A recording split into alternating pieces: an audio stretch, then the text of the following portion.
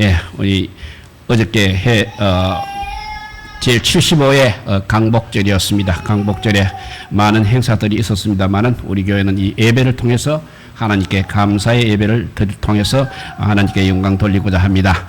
우리 한국교회 한번 살펴보도록 하겠습니다. 우리 한국교회는 민족의 슬픔과 고통을 짊어지고 역사의 길을 함께 걸어왔다고 할 수 있겠습니다.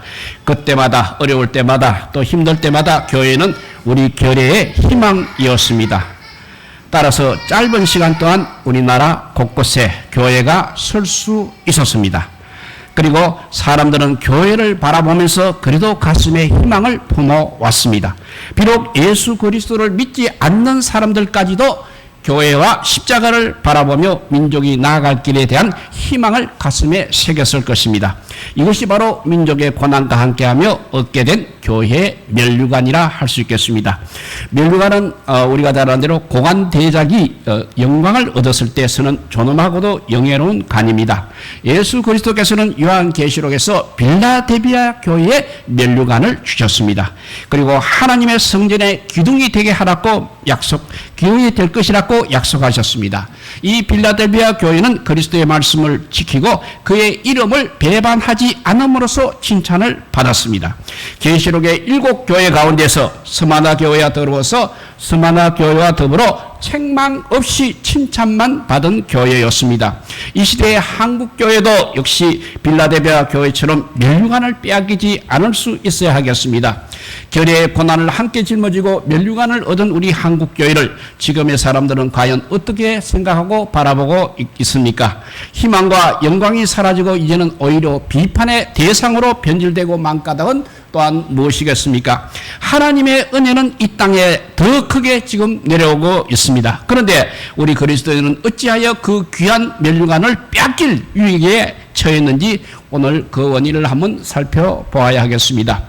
오늘 어제는 특별히 75주년 강복절이었습니다. 일제 치하에서 민족교회로 우뚝 섰던 영광의 역사를 우리가 돌아보면서 미래 한국의 기둥이 되어야 할 교회의 사명을 새겨보아야 할 시간인 것입니다. 그 찬란한 면류관을 잃어버린 채 쇠잔해가는 한국교회를 우리가 그냥 그대로 두어서는 안 된다는 것입니다.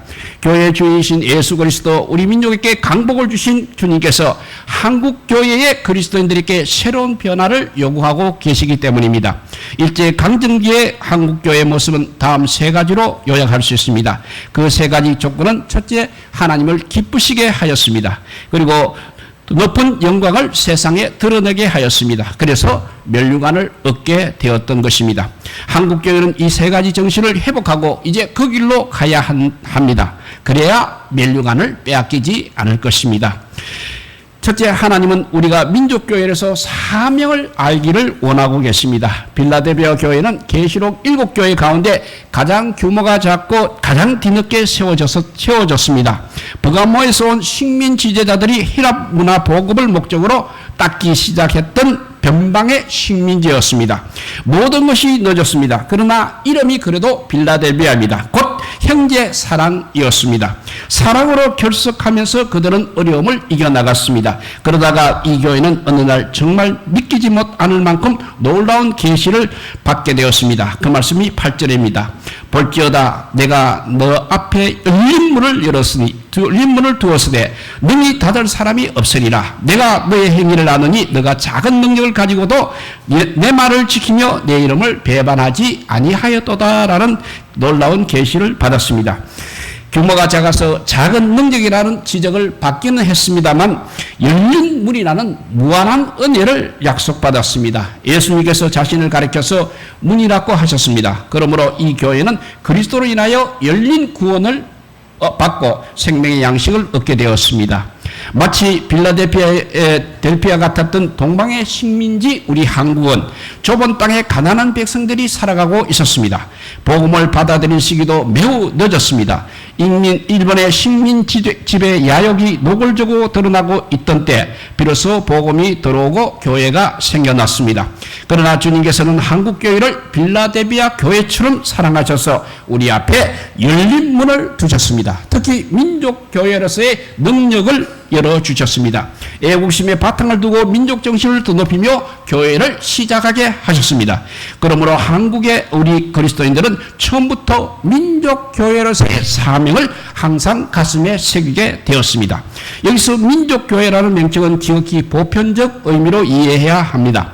우리 민족만을 위한 그런 교회라거나 다른 민족을 배타적으로 보는 성격의 교회라는 뜻이 아니라는 것입니다. 민족이 나아갈 길을 민족의 높은 가치로 인식하는 교회, 즉 민족을 위한 사랑이 끊임없이 이어지는 교회가 곧 한국교회라는 것입니다. 다른 민족과 관련된 문제가 있다면 그 시기에 우리나라를 강점하고 한없이 우리 민족을 괴롭혔던 일본 제국주의자들에 대한 저항뿐이었습니다. 그 저항도 항상 하나님의 의에 입각한 것이었습니다. 그리고 평화적 방식에서 결코 벗어난 적이 없었습니다. 한국교회는 이렇게 애국과 신앙을 조화시킨 민족교회에서의 사명을 갖고 출발을 하였습니다. 복음을 뒤늦게 받아들인 탓에 한국의 교회사는 말할 것 없고 근대화의 시작도 몹시 늦었습니다. 한국교회와 근대화를 주도한 주체가 기독교였습니다. 그 구체적인 현장의 교회였음은 잘 알려진 사실입니다. 교회를 중심으로 새로운 교육기관이 곳곳에 세워졌습니다. 교육을 통한 젊은이들이 자주의식과 민권산성에 눈을 뜰 수 있었던 것입니다.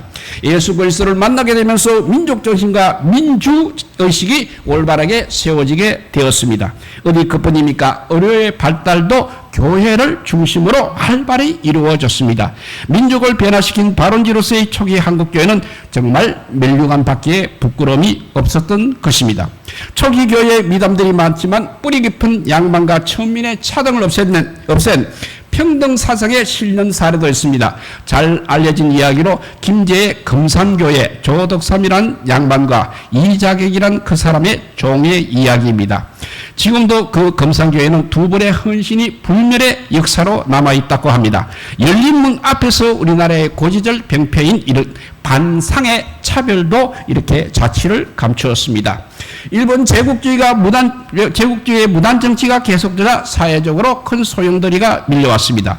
요원의 불길처럼 타오르기 시작한 항일 저항 운동이 바로 교회를 중심으로 퍼져나가게 되었습니다. 나라와 교회가 마치 한 몸처럼 긴밀하였습니다. 그러므로 한국을 강점한 일제는 이제 민족교회를 그대로 둘 수 없었던 것입니다. 그들은 전국적으로 이루어진 교회 조직을 무너뜨리려고 애를 썼습니다.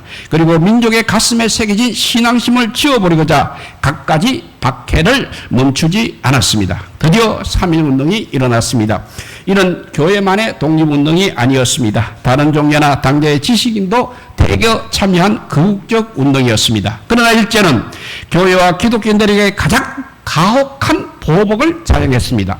대표적인 것으로 바로 수안 제암리 교회에서는 교인들을 교회당 안에 모아놓고 예배당에 불을 지르는 만행까지 저질렀습니다. 30명이 넘는 교인들이 죽었습니다. 예배당은 죄가 되었습니다. 나라와 교회는 이렇게 하나가 되어 핍박을 받았습니다. 주님께서는 교회와 민족을 구별 없이 사랑한 우리 한국의 그리스도인들에게 면류관을 씌워주셨습니다.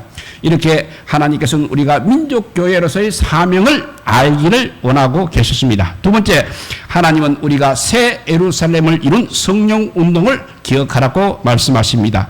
오늘 본문 말씀의 빌라델비아 교회를 새 예루살렘이라는 새 이름으로 기록할 것이라는 계시가 바로 12절에 기록되어 있습니다. 12절을 한번 읽어보면 이기는 자는 내 하나님 성전의 기둥이 되게 하리니 그가 결코 다시 나가지 아니하리라. 내가 하나님의 이름과 하나님의 성 곧 하늘에서 내 하나님께로부터 내려오는 새 예루살렘과 이름이 나의 새 이름을 그의 위에 기록하리라 했습니다. 새 예루살렘은 영원한 하나님의 성을 가리키며 거기에 기록된다는 것은 바로 하나님 나라의 시민권을 얻게 된다는 뜻이 되겠습니다. 온갖 어려움을 이기고 믿음을 지켰던 빌라델비아 교회는 새 예루살렘에서 하나님의 백성이 될 약속을 받았습니다. 한국교회의 경건을 앞세운 큰 부흥운동이 일어났습니다. 교회가 정치와 문화의 변화만을 강조한 것이 아니라 성령 강림의 역사를 동반하면서 개인의 영혼을 구원하는 길을 찾게 되었던 것입니다. 전국 곳곳에서 세를 회개하는 성령 집회가 열리고 이 부흥의 횃불은 원산과 서울과 목표를 거쳐서 평양에서 절정을 이루었습니다. 1907년에 그 집회에서는 죄를 고백하는 기도가 천지를 진동했습니다. 또 찬송은 폭포 소리와 같았습니다. 성령의 역사가 화산처럼 폭발했던 것입니다. 이것이 바로 세계교회사에 기록된 한국교회 대부흥운동의 열기였습니다. 그래서 이 현장에 있었던 평양은 새 예루살렘이라는 이름을 얻었습니다. 그 뜨거움을 함께 나눈 한반도 전체가 이제는 동방의 이스라엘이 되었습니다. 그때만 해도 몇십 년 뒤에 남북이 갈라지고 평양에 세워졌던 교회가 무너질 줄은 아무도 생각하지 못했을 것입니다. 마치 다윗과 솔로몬 시대에 이스라엘이 남북으로 갈리어 성전이 짓밟히게 될 것을 상상하지 못했던 것처럼 말입니다. 이후 3.1 운동이 실패로 돌아간 뒤에 교회는 이제 성령론과 종말론, 부흥회를 통한 천국 왕국의 대망, 신앙의 내면화에 따른 신비주의가 생겨났습니다. 개인 신앙이 깊이를 더하게 되었습니다. 그러나 여러 가지 종파들이 나타나서 혼란한 모습을 보였습니다. 민족교회의 의식은 이제 차츰 옅어지는 경향으로 흘러갔습니다. 한국교회는 서양에서 일어난 대각성운동을 능가하는 영혼의 변화를 불러왔습니다. 특히 절제 모범을 보이며 윤리적 삶을 선도했습니다. 교회의 영향으로 우리나라의 고질적인 병폐했던 축첩 제도가 없어졌고 금주운동도 일어났습니다. 이 역시 빼앗기지 않을 한국교회의 면류관입니다. 첫째, 민족교회에서 사명을 알기를 하나님께서 원하셨고 하나님께서는 우리 민족의 새 예루살렘을 이룬 성령운동을 기억하라고 말씀하십니다. 세 번째, 하나님께서는 우리 민족이 신사참배라는 시험을 이긴 민족임을 알게 하십니다. 빌라델비아 교회는 이른바 사탄의 해당으로 인한 큰 시험을 받았습니다. 사탄의 무리는 거짓을 앞세워서 그리스도의 교회를 시련 속에 몰아넣었습니다. 그러나 빌라델비아 교인들은 인내로서의 그 시험의 때를 이겨내었습니다. 그 말씀이 9절에서 10절 말씀이 되겠습니다. 읽어보면 사탄의 해당 곧 자칭 유대인이라 하나 그렇지 아니하고 거짓말하는 자들 중에서 몇을 너희에게 주어 그들로 와서 너희 발 앞에 절하게 하고 내가 너를 사랑하는 줄을 알게 하리라. 네가 나의 인내의 말씀을 지켰은즉 내가 또한 너를 지켜 시험의 때를 면하게 하리니 이는 장차 온 세상에 임하여 땅에 거하는 자들을 시험할 때라 했습니다. 이 말씀에서 교회에 엄청난 시험이 있었습니다. 그러나 교인들이 인내해서 그 시련을 이겨냈음을 알 수 있습니다. 한국교회를 향한 일제의 바퀴가 절정에 이르렀을 때 신사라는 것이 있었습니다. 신사라는 것은 바로 죽은 일본 천황이나 무사들의 영을 섬기는 자리를 가리킵니다. 일제는 그 신사에 온 국민이 참배하라는 명령을 내렸습니다. 악명 높은 신사 참배 강요였습니다. 민족 정신 위에 성령의 은사로 사올린 한국교회를 한꺼번에 무너뜨리는 회책이었던 것입니다. 민족을 와해시키는 잔인한 일본 제국주의의 계획은 시시각각 교회를 압박해 왔습니다. 견디기 힘든 시간이 흘러가고 있었습니다.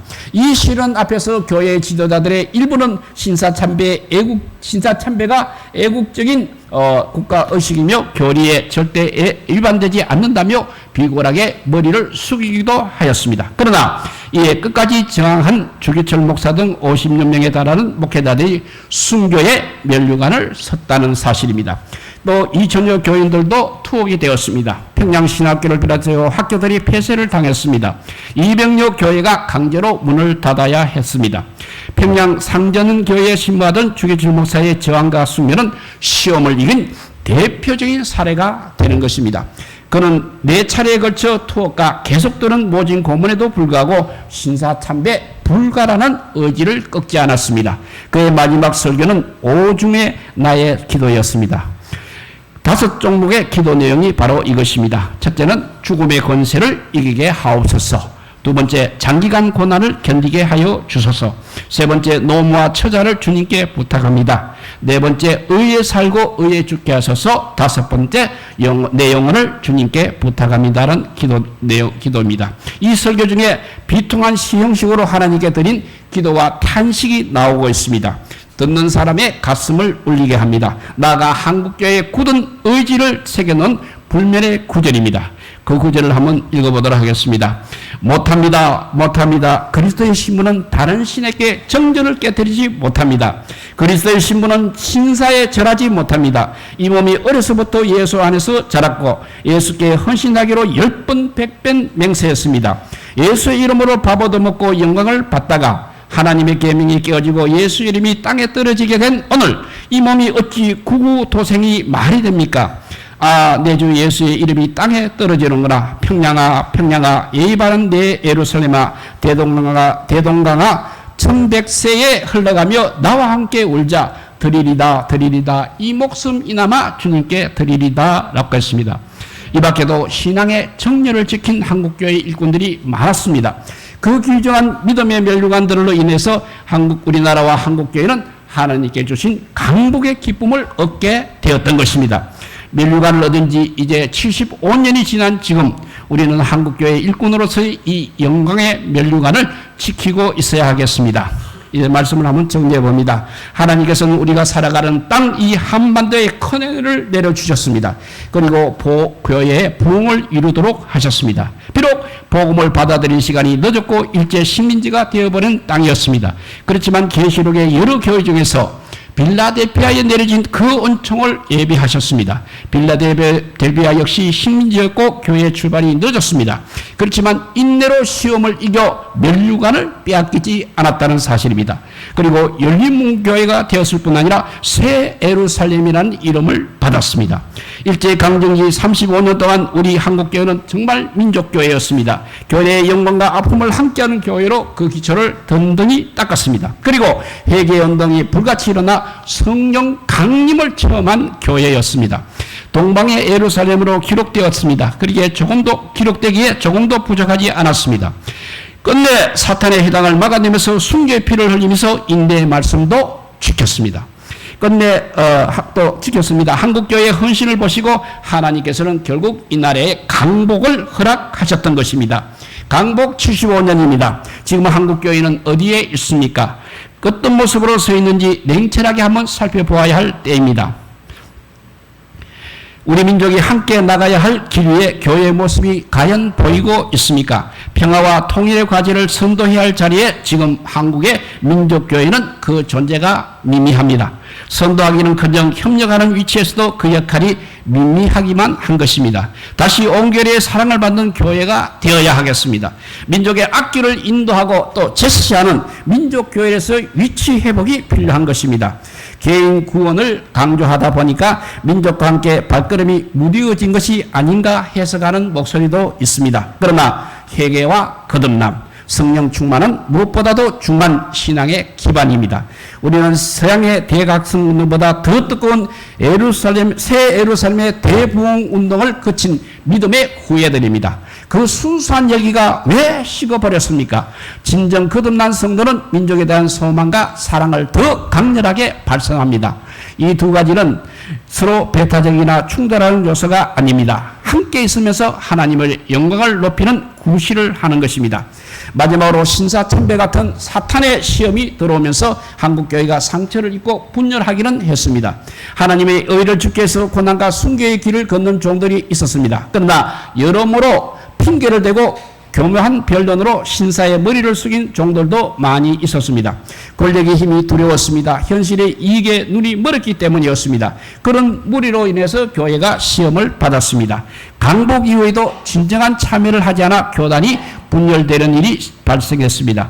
분열은 또 분열을 낳았습니다. 여러 가지 이유로 교회는 분열을 거듭했습니다. 교단뿐 아니라 같은 교회에서도 생각의 차이 때문에 분열과 대립이 그치지 않고 있습니다. 그래서 한국교회는 힘을 잃었습니다. 강복 기념 주일에 우리 한국교회의 각성의 계기가 되어야 하겠습니다. 우리는 일제강점기라는 어려운 조건 아래서도 초기 한국교회의 자랑스러운 기초를 마련한 역사를 가지고 있습니다. 교회의 주인이신 예수 그리스도께서 이미 한국교회에 멸류관을 주셨습니다. 지금 우리의 잘못으로 이 멸류관의 영광을 잃어버려서는 안 되겠습니다. 곧 우리에게도 임하실 주님의 말씀을 들어야 하겠습니다. 11절 말씀입니다. 내가 속히 오니니 너가 가진 것을 굳게 잡아 아무도 너의 면류관을 빼앗기지 못하게 하라 하셨습니다. 우리 모두 더 아름다운 면류관을 쓰는 성도들이 다 되시기를 주님의 이름으로 축복드립니다. 기도하겠습니다. 사랑의 하나님 감사합니다. 정말 우리나라가 세계에서 가장 가난할 때 복음을 허락하여 주시느니 감사합니다. 그래서 아버지요, 오랜 세월 동안 아버지요, 교회가 부흥하면서 또 이 나라도 부흥하게 하여 주시니 감사합니다. 그럼에도 불구하고 일제강점기가 6.25 사변이라는 비참한 현실도 맞이했지만 그래도 무릎 꿇고 눈물로 기도하는 가운데 하나님의 은혜를 충만히 받은 저희들입니다. 그래도 귀한 새 예루살렘이라는 또 동방의 이스라엘이라는 아버지 거룩한 이름도 얻었습니다. 그럼에도 불구하고 이제 아버지 생활이 점점 좋아지니까 다 하나님을 잊어버리고 교회를 떠난 사람들이 너무나 많고 교회와 반대 방향으로 이론을 제시하는 사람도 너무나 많아졌어. 정말 이제는 암담하기 짝이 없지만 그래도 면류관 받은 우리 한국교회로서 성도로서 이제는 다시 또 명예를 회복할 수 있도록 오늘 75주년 강복절을 계기로 해서 다시 한번 일어설 수 있는 이 나라와 이 백성이 되게 하여 주시기를 간절히 빌고 오나올 때 우리 구주 예수 그리스도 이름으로 기도드리옵나이다. 아멘.